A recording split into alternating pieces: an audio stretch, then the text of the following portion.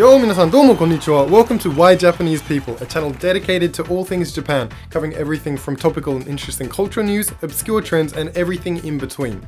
So today's theme will be love hotels. And wait, before you go anywhere, this isn't another video introducing you to the concept of love hotels, but for those of you who don't already know, let me do the exact opposite of what I just said and quickly tell you what they are. So a love hotel is essentially a place where couples go to make sweet love.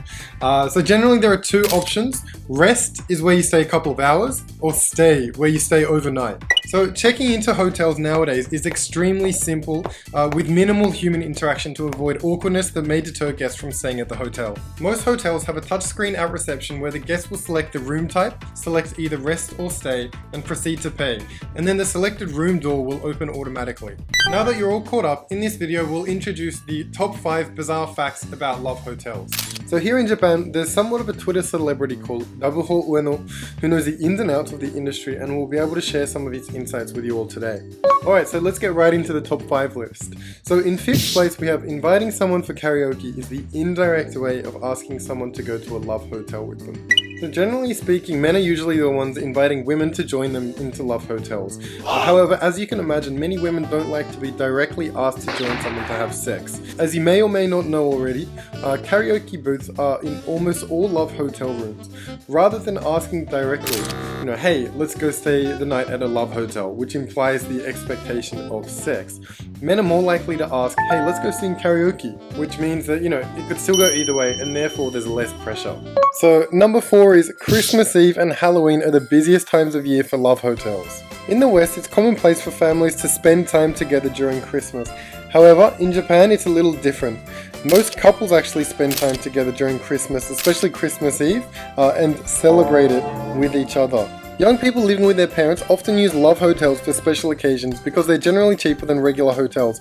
And then obviously on top of that, they don't want to bring their lovers, their boyfriends or girlfriends, back to their parents' house.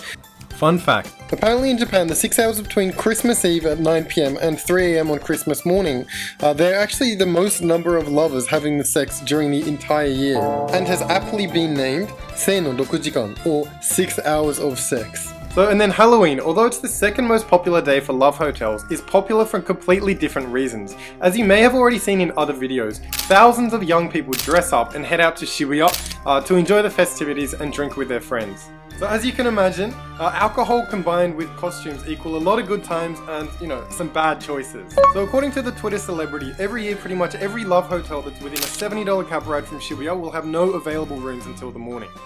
Number 3, Wednesday's the most popular weekday. So due to recent suicides from employees of black companies, which we covered in another video, many companies have implemented a shorter working day every Wednesday. So this has led to people going out drinking or meeting up with their lovers or secret lovers at love hotels midweek.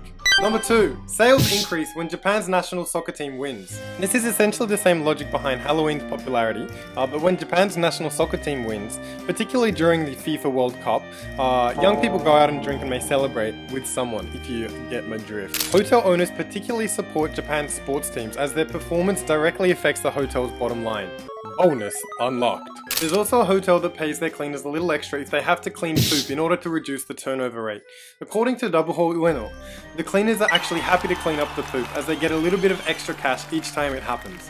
And then finally in first place, we have some guests use the hotel just to enjoy some good old-fashioned self-lovin'.